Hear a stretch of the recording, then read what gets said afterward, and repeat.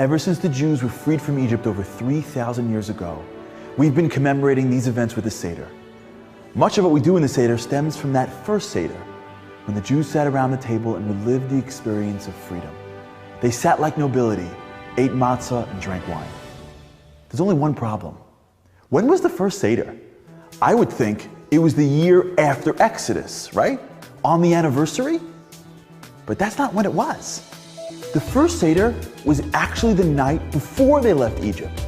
They had a Seder celebrating their freedom while they were still slaves in Egypt. What? What were they celebrating? They were still slaves. What was it, dress rehearsal?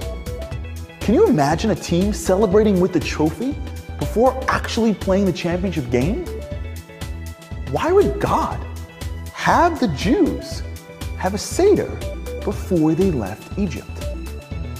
It was because he was giving them one of the greatest insights on personal growth, the power of visualization. There is a well-known concept that beliefs shape reality. We've all heard the advice of dressing for the job you want, not the job you have. Psychologists call this the Pygmalion effect. The basic concept is that if we can see ourselves as to who we want to be, it'll have a powerful effect on us getting there. Our mind can change our reality. But it goes one step further. We think that in order to become the people we want to be, we have to first do the actions to have the things to be that person. Do, have, be. In reality, that's not the case. First, we need to decide who we want to be. Once we visualize and see ourselves in that light, our mind will show us the actions we need to take to get us there. It'll direct us to the steps that are in front of us to fulfill our dreams. First be, then do, and then have. Why does this work? Because we are each born with a soul that has unlimited potential.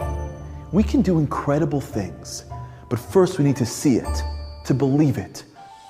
God was teaching the Jews in Egypt the first step to freedom.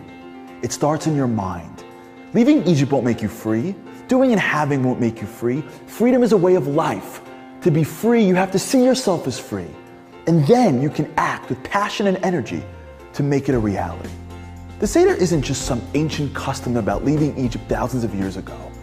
It's a recipe for freedom that applies to our lives today.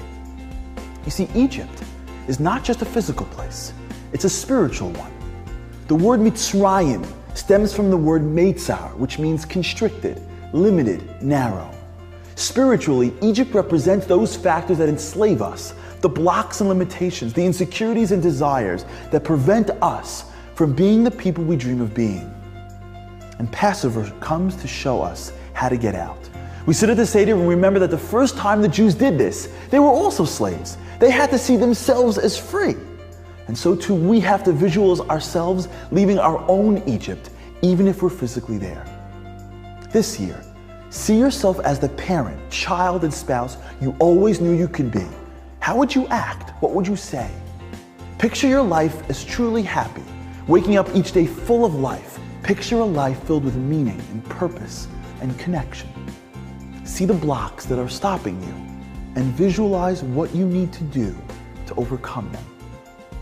As you envision getting out of your personal Egypt, you'll be connecting to the lessons God taught our ancestor generations ago. You'll be connecting to the Seder and beginning your journey to the Promised Land.